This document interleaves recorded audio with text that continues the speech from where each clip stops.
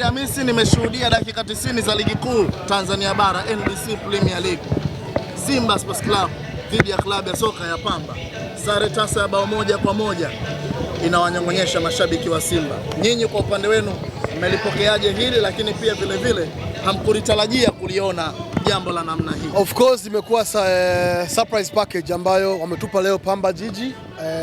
Ni wapongezi, wamecheza vizuri sana. Imekuwa ni moja ya timu ambayo imetoa upinzani mkubwa sana kwa klabu yangu ya Simba Sports Club. Namna ambavyo wamekuwa na game time nzuri.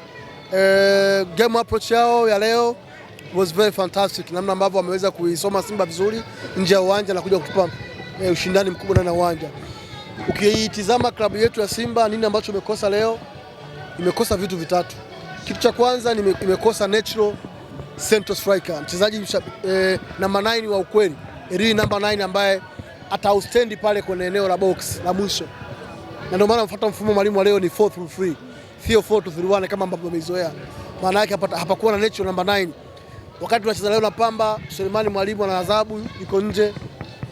Jonathan Soa hayupo, Baraka Mangosi hayupo. Na nzuri, washambuliaji wetu wote hawako off pitch. Maana yake unaona timu ilikuwa ina timu yetu kwa tegemea washambuliaji kupitia flanks, maana yake kupitia winga ya kushoto kwa Anset Yaula, winga ya kulia Ribase Gueye, au kumpitia Riem Pansu Kibisawala kama ambaye amesimama kama force namba 9. Unaelewa? Nyuma yake akihudumu Kratos Chama kama ndio la creation kwa namba 10. Kwa hiyo hatakuwa namba 9 pase ambaye angeweza kuiamua leo mechi. Hata nafasi ambazo amezipata leo Riem Pansu Kibisawala amekosa kwa sababu sio namba yake. Inawezekana pressure ya mchezo imekuwa juu na nafasi ambazo amekuepa ameshindwa ku attempt goli. What if kama zile nafasi mbili za mpanzo angezipata, maana yake tungekuwa na nafasi kubwa ya kushinda leo. Lakini ukiangalia nafasi ambayo ametengeneza mpanzo kwenda kwa Anset Yaula, amescore bonge moja la goli la Kideoni, likatupa nguvu. Lakini nashangaa haikupita hata dakika moja. Unashangaa. Tukafanya madhambi kwenye nje ya boxi. Akachukua mpira James Mwashinga akascore kwenye set piece au mpira uliokufa akafunga. Kwa hiyo hapakuwa na umakini sana wakati tunashangilia. Tulipoza tushangilia kidogo turudi mchezoni haraka kwa sababu huu ni ushindani wa alama 3 kuelekea ubingwa wa NBC Premier League.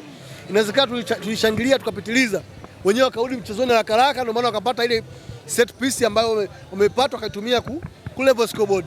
Unaona goalkeeper aliposimama Kasadi sio same sahihi. Ile mimi nasema to me is a poor positioning.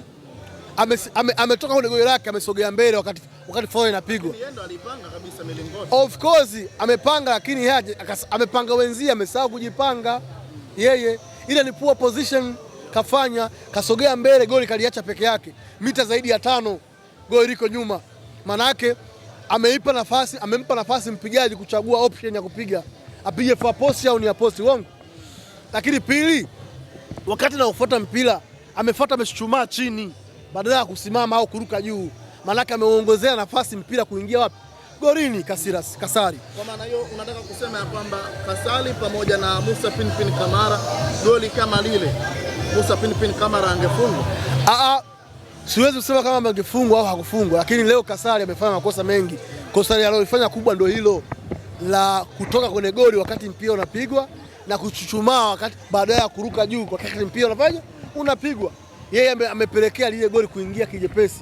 Alikuwa na uwezo wa kuruka juu akatengeneza mazingira ya kuzuia mpira na kupiga ngumi na kuokoa. All tushukuru, tumepoteza alama 2, tumepata alama 1 dhidi ya timu ngumu ambayo imeahidiwa milioni 130 kama ingemfunga Simba na imeahidiwa milioni 50 kama wangetoa draw. Vijana wameweza kufikia lengo, wamepata milioni 50. Wameenda kusherehekea sikukuu. Kimsingi tumecheza vizuri sana kwenye maeneo mengi, isipokuwa refari Omari Mdoe ametunyima penalti 2 za wazi, moja ya Riem Pansu Kibisawala, lakini penalti nyingine ya Shomari Kapombe amfanywa dhambi kwenye boxi. Refari akaamua kupeta, hakutupa fair ya kupewa penalti hiyo. Maana yake leo refari maamuzi mengi ameyafanya hakuwa sahihi, na mlaumu refari pia. Umezungumzia kuhusiana na mchezo wa leo. Kipindi wakati majirani zenu wanacheza Young Africans mlikuwa mna furaha kweli kweli. Hatimaye kutoka alama 1 iliyosalia mmeongeza tena alama zingine na zinaendelea kusalia alama 3. Vipi kuhusiana na mbio za ubingwa msimu huu wana wekundu wa Msimbazi Simba? Kutoa draw leo hakutufanyi kupoteza matumaini ya ubingwa. Wana Simba tuendelee kupambana. Ubingwa ni marathoni, haishi mpaka haishi. Sisi kama klabu ya Simba, mashabiki, wanachama na kwa ujumla, bado tuna imani tutachukua ubingwa kama tutaendelea kujirekebisha makosa ambayo tunayafanya leo, tukaendelea kuyafanyia kazi, yasijudie mechi zinazofuata.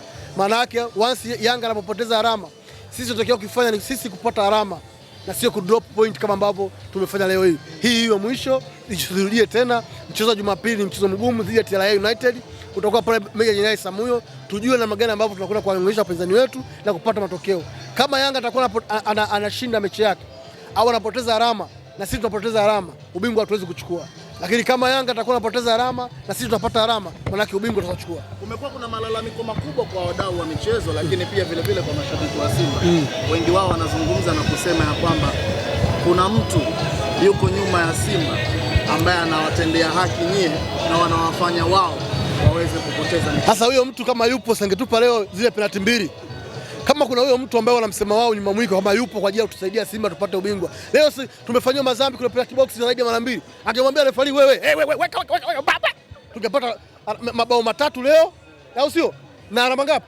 Na alama 3. Kama huyo mtu yupo, huyo mtu hayupo, na bado Dr. Mo hapa analalamika tumenyuma penalty 2. Ndio ujue hayupo huyo mtu, angekuwepo maana yake leo tungeshinda. Wanasema kuna namna nyinyi kidogo mnapendelewa. Tangu mchezo dhidi ya Singida Black Stars, hamjacheza mechi nyingine awao yoyote dhidi ya hii Pamba. Brother, nakwambiaje? Mechi ya TRS imeahirishwa sababu ya mvua. Uitakaje?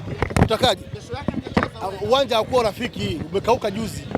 Umeelewa? Kwa maana yake huyo mtu kama angekuwepo, maana yake sisi tungeshinda hii mechi ya leo. Tafasiri yake mtu huyo hayupo, na sisi tunalalamikia marefari, tunalalamikia waamuzi, tunalalamikia maratiba hivyo hivyo kama anavyolalamikia nyuma mwiko. Maana yake huyo mtu hasa fikiria leo refari alikuwa sababu zipi za kutumia zile penalti leo refari? Si utashi wake tu, labda kuna maelekezo labda ametoka somewhere labda. Kama huyo mtu angekuwa nyuma apazia singambia wewe penalti hiyo, hii penalti. Wewe penalti ya pili angeweka tukishinda. Maana yake huyo mtu hayupo. Yanga asijifiche kule vichaka. Yanga anatafuta chaka la kujifichia ambako halipo. Tumefyeka kila kichaka. Sisi tumefyeka kila kichaka. Yanga hawana kichaka kujifikia. Timu yao ni nzuri au ni mbaya? Ni timu ya kawaida. Yanga hawana timu nzuri, wana timu ya kawaida ambayo mtu yote anaweza kaenda akachukua alama, kwa sababu hao ni timu nzuri. Amekosekana Depu, kakosekana Dickson Job, kakosekana Baka, wanalialia. Wamekosekana wachezaji watatu kwenye kikosi, wanalia. Ina maana kikosi chao kama ni kipana kimetanuka kutokea wapi? Maana yake kama una kikosi kipana, leo unaona Simba amekosekana Selemani Mwalimu, kakosekana Soa, kakosekana Baraka Mangosi. Tumecheza tujalialia, umesikia analalamika. Na Elisha Liamba alikuwa pia yupo.